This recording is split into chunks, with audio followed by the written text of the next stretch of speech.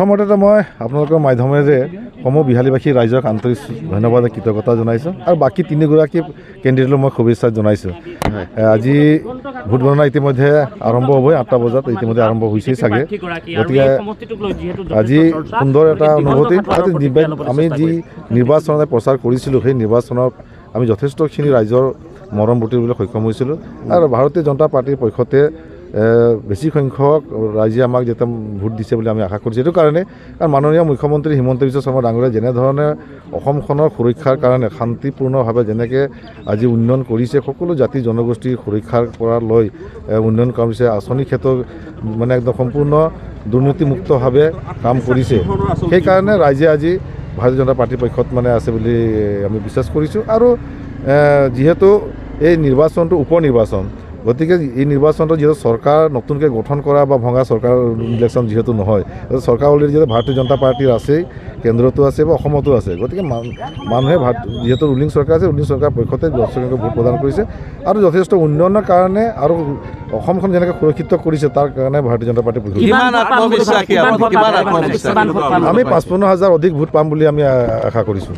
55,000 কিমান ভোটত জিকিব পাৰে আপুনি তেনেকুৱা কিবা? আমি মিনিমাম 20,000 ওপৰত লিডিঙত আমি জিকিম বুলি আমি আশা কৰিছোঁ। আমি প্ৰতিটো বুথ কমিটিৰলৈকে আমি যেতিয়া এনালাইচিছ কৰিছোঁ ইলেকশ্যন হৈ যোৱাৰ পিছত, গতিকে সকলো স্তৰৰ পৰা আমি যেতিয়া এনালাইচিছ কৰাৰ পৰা এটা আমি ক'ব পাৰোঁ যে মিনিমাম 20,000 ভোটৰ ব্যৱধান আমি জয়যুক্ত হ'ম। বাগিচাৰ ভোটৰ ক্ষেত্ৰত কেনেধৰণে কি ভাবিছে? বাগিচাৰ ভোটটো যথেষ্ট আগতকৈ বৃদ্ধি পাব। বাগিচাৰ ভোট মানে যিহেতু ভাৰতীয় জনতা পাৰ্টিৰ নেতৃত্ব চৰকাৰখন অহাৰ পিছৰ পৰাই চাহ জনগোষ্ঠী বা আদিবাসী লোকসকলৰ কাৰণে বা টি ইণ্ডাষ্ট্ৰিটোৰ কাৰণে এইখন চৰকাৰ যেনেকৈ কাম কৰিছে, আজি বিভিন্ন ধৰণৰ সুবিধা প্ৰদান কৰিছে, তাৰ কাৰণে ভাৰতীয় জনতা পাৰ্টিৰ আজিয়েই নহয় 2014 চনৰ পৰাই চাহ জনগোষ্ঠী বা আদিবাসী লোকসকল কিন্তু ভাৰতীয় জনতা পাৰ্টিৰ লগত মানে আছে।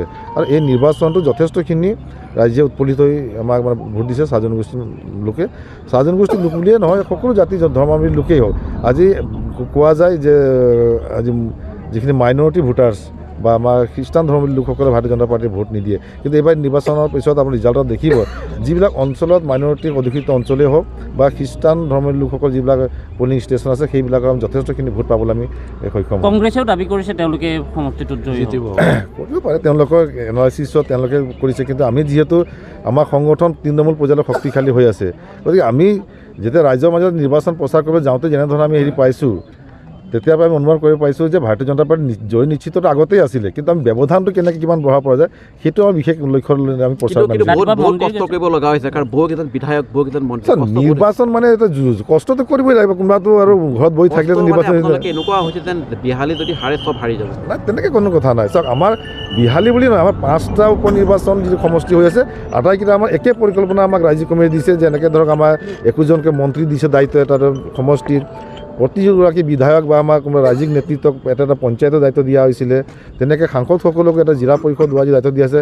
আৰু আমাৰ স্থানীয় আমাৰ সাংসদ মহোদয় আছে বা আমাৰ মানে কাৰ্যকৰ্তা আছে, জিলাৰ হওক, মণ্ডলৰ হওক, পঞ্চায়ত লেভেলত হওক বা বুথ কমিটি আছে, সকলো আমি এটা সুন্দৰ পৰিকল্পনা কৰি পেলাই আমি এই ইলেকশ্যনত আমি অৱতীৰ্ণ হৈছিলোঁ। আৰু সেইটো সকলো মানে সমষ্টি একেই আছিলে। গতিকে কষ্ট বুলি মানে কোনো কথা নিৰ্বাচনতো কষ্ট ডেফিনেটলি হ'ব লাগিব, কষ্টটো কৰিব লাগিব ভাল ফলাফল হ'বৰ কাৰণে। গতিকে আমি নিজৰ কেনেকৈ আৰু ভাল কৰিব পৰা যায় সেইটোৱে বেছি চিন্তা কৰিছিলোঁ।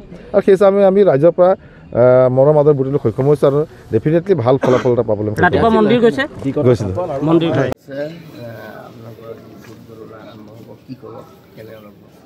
খুব ভাল লাগিছে, আলফুলিত হৈ আছোঁ যে 8 বজা 1 মিনিট আছে, 8 বজাৰ লগে লগে আমাৰ প্ৰথম আমাৰ বেলট মুকলি হ'ব। ভাল লাগিছে, অলপ ভয়ো লাগিছে আৰু যথেষ্ট আশাবাদী যে আমি এবাৰ বিহালীত ভাৰতীয় জাতীয় কংগ্ৰেছ বিপুল ভোটত জয়যুক্ত হ'ব। কাৰ লগত যুঁজখন হ'ব বুলি ভাবে? অভিয়াছলি বিজেপিৰ লগতে হ'ব। মই আপোনালোকৰ জৰিয়তে খালি জিলা প্ৰশাসনক অনুৰোধ জনাওঁ যে তেখেতসকলে যাতে নিৰপেক্ষভাৱে এই পৰ্যায়টো 5-6 ঘণ্টা পৰ্যায়টো যাতে ভালদৰে পাৰ কৰে। কাৰণ ইলেকশ্যনৰ আগদিনাও মই দেখিছিলোঁ মোক খুব হেঁচা প্ৰয়োগ কৰা হৈছিল। গতিকে আজি যাতে সেইটো নহয়, আজি মানে নিৰপেক্ষভাৱে খুব সুচাৰুৰূপে হওক, তাক মই যথেষ্ট জিলা প্ৰশাসনৰ ওপৰত আশাবাদী আৰু কামনা কৰিছোঁ সকলোৰে ভাল হওক, মংগল হওক আৰু ভাৰতীয় জাতীয় কংগ্ৰেছ আজি বিপুল ভোটত জয়যুক্ত হ'ব মই আশাবাদী। মোৰ হোটেলত ৰেড মৰা হৈছিলে, 2খন হোটেলতে। বিশ্বনাথ চাৰিআলিটোতো কেইবাখনো হোটেল আছিলে, মই আশা কৰিছিলোঁ যে আটাইকেইখন হোটেলতে ৰেড কৰা হ'লে হয়তো মোৰ মনটো ভাল লাগিছিলে, কিন্তু মানে মই কংগ্ৰেছৰ কেণ্ডিডেট বুলিয়েই মোৰ হোটেলত ৰেড কৰাটো এইটো মই আচলতে সাধাৰণভাৱে ল'ব পৰা নাই। গণতান্ত্ৰিক দেশ এখনত কংগ্ৰেছ কৰাটোতো এইটো পাপ হ'ব নোৱাৰে। ভাৰত স্বাধীন হোৱাৰ পিছত এখন সংবিধান তৈয়াৰ হৈছে, এই সংবিধানৰ নীতি নিয়ম অনুযায়ী প্ৰত্যেকজন মানুহে ৰাজনীতি কৰাটো এটা মৌলিক অধিকাৰ, আৰু সেই অধিকাৰ মতে মই জাতীয় কংগ্ৰেছ কৰিছোঁ আৰু মই প্ৰাৰ্থিত্ব প্ৰদান কৰিছোঁ। গতিকে মই এতিয়াও আশা কৰিছোঁ যে এতিয়াও যিখিনি আৰু পৰ্যায় যি 5-6 ঘণ্টা যিটো আৰু লাষ্ট পৰ্যায়ৰ ইলেকশ্যন আছে, এইটো যাতে খুব সুচাৰুৰূপে হয়, নিৰপেক্ষভাৱে হয়, তাৰ কামনা কৰিছোঁ। অকল বিজেপিৰ কথা কৈছে নে আৰু বেলেগ কিবাও আছে? নহয়, মেইন কথাটো হৈছে আমাৰ দেশৰ মূল শত্ৰু হৈছে বিজেপি। গতিকে বিজেপিৰ যি সাম্প্ৰদায়িক ৰাজনীতি, ইয়াৰ পতন হ'ব লাগে, আৰু তাৰ কাৰণেই আমি আচলতে সকলো দল আমি ঐক্যবদ্ধ হৈছিলোঁ। যদিও বিহালীত কিছু খেলি মেলি হ'ল, কিন্তু আমি এতিয়াও আশাবাদী যে সেই যিটো আমাৰ সাম্প্ৰদায়িক ৰাজনীতিৰ যিটো পতন হ'ব লাগে, বিহালী সমষ্টিৰ পৰাই আৰম্ভ হ'ব। কিমান ভোট পাব আপুনি? চাওক, ভোট কিমান পাব এইটো মই সংখ্যাগতভাৱে ক'ব নোৱাৰোঁ, কাৰণ ৰাইজে ভোটদান কৰিছে। ৰাইজে নিশ্চিতভাৱে বিজেপিৰ বিৰুদ্ধেই ভোট দিব বুলি মই আশাবাদী। বহুতে কৈছে যে আপোনাৰ ভোটে আসলে নিৰ্ণয় কৰিব ভোট আপুনি লাভ কৰিছে। মই কাৰ ভোট বুলি ক'লে ভুল হ'ব।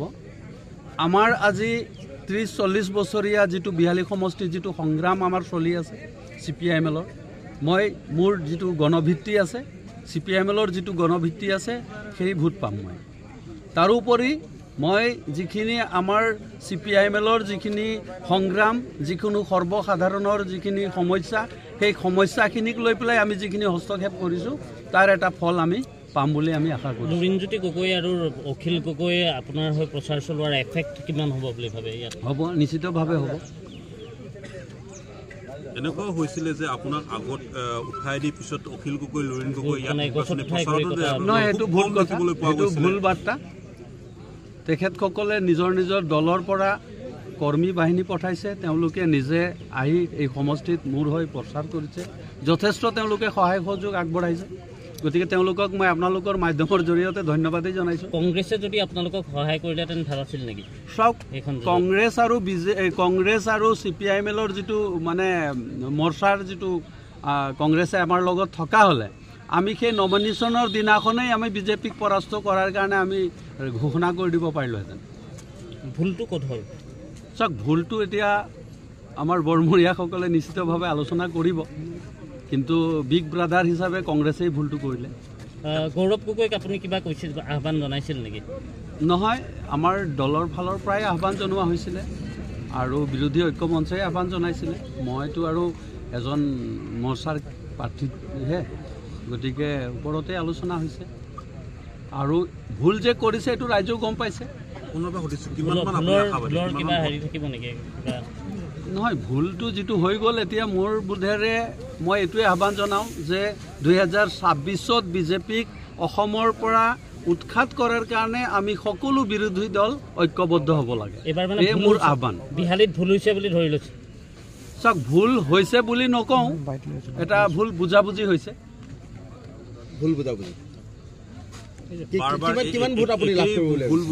চাওক, কিমান ভোট বুলি ক'লে ভুল হ'ব। ৰাইজে এতিয়া কিমান ভোট দিছে, ৰাইজে দিছে। গতিকে মই আশাবাদী যে মই যিখিনি ভোট পাম, শুদ্ধ ৰাজনীতিৰ ভোট পাম, সততাৰ ভোট পাম আৰু পিয়ৰ ভোট পাম। জয় কাৰ হ'ব বুলি ভাবিছে? আৰু চাওক, জয় যাৰেই নহওক, এতিয়া আমি কাউণ্টিঙৰ পিছত আমি এই কাউণ্টিং হলৰ পৰা হাঁহি হাঁহি ওলাব পাৰিম, আৰু যি দুটাই হাৰিব কান্দি কান্দি ওলাব। বহুত টকা পইচা তেওঁলোকৰ লটি ঘটি হৈছে, আপোনালোকে হাঁহি ওলাব, আমি হাঁহি ওলাম।